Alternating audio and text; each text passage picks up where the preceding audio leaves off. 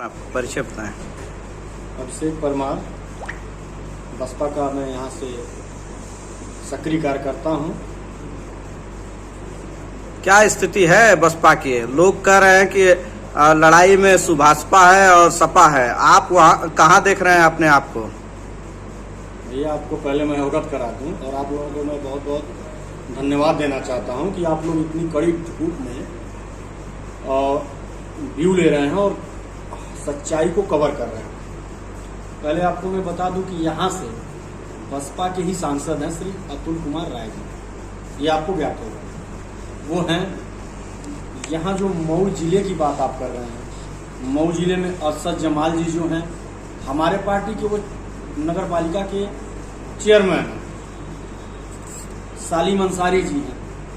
तो ऐसी बड़ी बड़ी विभूतियाँ हैं और उसके बाद भी कौन कह रहा है कि बसपा लड़ाई से बाहर है? मेरे समझ से जिसको चुनाव लड़ना है, जो भी लड़ रहा है, बसपा से ही चुनाव लड़ रहा है। बसपा ही चुनाव लड़ेगी, बसपा से ही सबको चुनाव लड़ना है। आप लोग मीडिया बंधु, आप लोग वोट का गणना देख लीजिए, वोट का परसेंटेज देख लीजिए। हाँ, यहाँ ऐसा सुनने को आ रहा है कि पहले नंबर पे बहुजन SC वोटर है और दूसरे नंबर पे मुस्लिम वोटर है, तीसरे नंबर पे चौहान और राजभर वोटर है और बाकी सारे लोगों का इससे पीछे बनिया और तमाम जो है इससे पीछे है। ऐसे में लोग दावा कर रहे हैं, किस आधार पे दावा कर रहे हैं? इन वोटों में सेंधमारी भी कर रहे हैं क्या लोग? आधार बेबुनियाद है कि यहाँ से बसपा पार्टी जो है प्रचंड बहुमत से एक बार फिर अपना सांसद चुनने जा रही है। मायावती के आने से कुछ असर पड़ेगा? बिल्कुल असर पड़ेगा। बहन जी के आने से एक बसपा के जो कोर वोटर हैं, बसपा के जो कार्यकर्ता हैं, बसपा के जो कोऑर्डिनेटर हैं, सब में एक नया उत्साह और नया उमंग आया है। उस उमंग के साथ हमारे जो प्रत्याशी हैं बालकृष्ण चौहान जी, वो बहुत तेजी से चल रहे हैं और उनका ग्राफ बहन जी के आने से बहुत तेज बढ़ा है। लोग तो ये कह रहे हैं, अरविंद राजभर कह रहे हैं कि क्षत्रिय समाज हमारे साथ में है। आप क्या कह रहे हैं? मैं तो इसको नहीं मानता कि क्षत्रिय समाज उसके साथ है।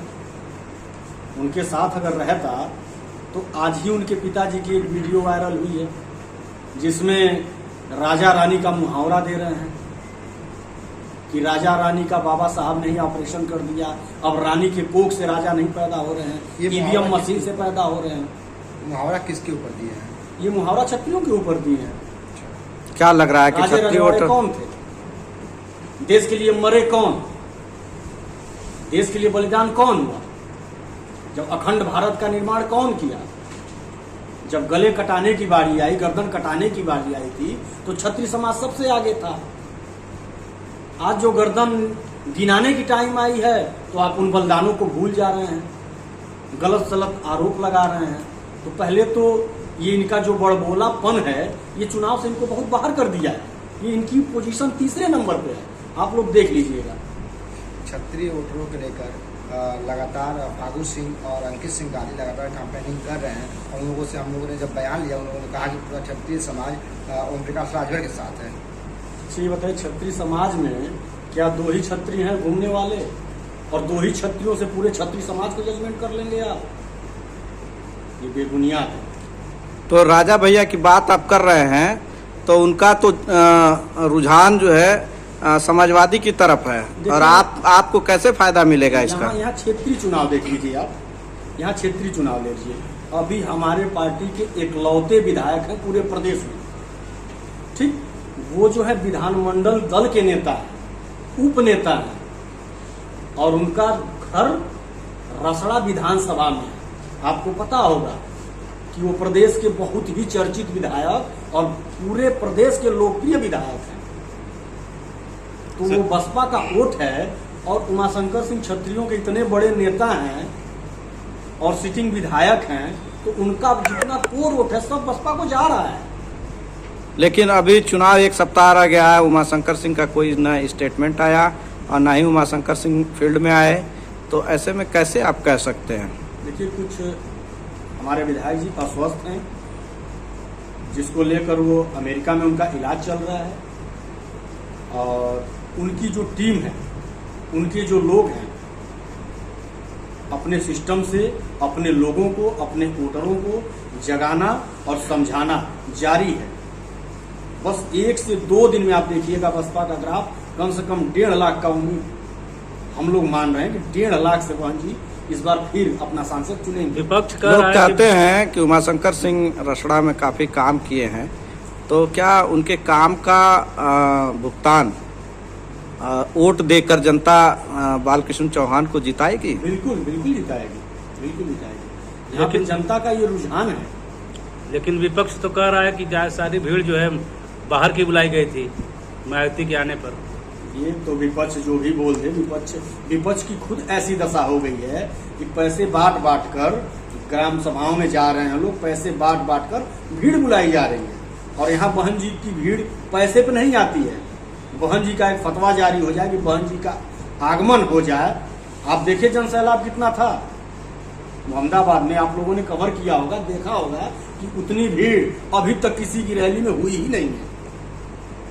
वो पैसे की भीड़ नहीं थी। बहन जी ने कहा मोहम्मदाबाद में कि लोग कहते हैं कि यहाँ से जीत कर और वोट दे देती हैं मोदी को, और लेकिन उन्होंने कहा कि हम 32 वर्षों में 35 वर्षों में कोई बता दे कि हम कभी ऊपर वोट किए हैं।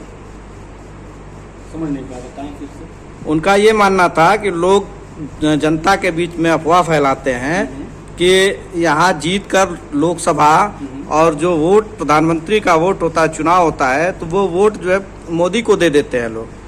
लेकिन उन्होंने कहा कि नहीं, हमने कभी नहीं दिया और ये लोग भ्रांति फैलाते हैं। देखिए एक चीज मैं बता दूं आपको, ये पूरे घोसी लोकसभा की जितनी सम्मानित जनता है, और ये बताइए सबसे बड़ी चीज है कि हमारे जो प्रत्याशी हैं वो लोकल मोहम्मदाबाद गोहना के रहने वाले हैं। हमारे दुख में, हमारे सुख में सबसे पहले आकर खड़े रहेंगे। कोई दूर से आएगा और वो पास के हैं, और सांसद भी यहाँ से रह चुके हैं, उनको लंबा तजुर्बा है, उनको अनुभव है। डाइट विद्यालय उसमें प्रवक्ता रहे हैं, वो प्रोफेसर रहे हैं। वो ऐसा नहीं है कि वो पढ़े लिखे आदमी नहीं है। ज्ञान की गहराई को अनुभव की ऊंचाइयों से भी दबाया जा सकता है। उनको अनुभव बहुत ज्यादा है, और उनसे सुयोग्य प्रत्याशी मैं मानता हूं कोई नहीं है। तमाम लोग कह रहे हैं कि बूढ़े हो गए हैं। वो बूढ़े नहीं हो गए हैं, अभी जिस हिसाब से वो चल रहे हैं, बूढ़े तो हमको लग रहा है कि देश के प्रधानमंत्री भी हो गए हैं। देखा जाए उम्र के हिसाब से तो मुझे उनका आधार कार्ड मंगवा लीजिए, इनका आधार कार्ड मंगवा के टैली कर लीजिए आप लोग। कुछ लोग ये कह रहे हैं कि ये जो है कि बहन जी का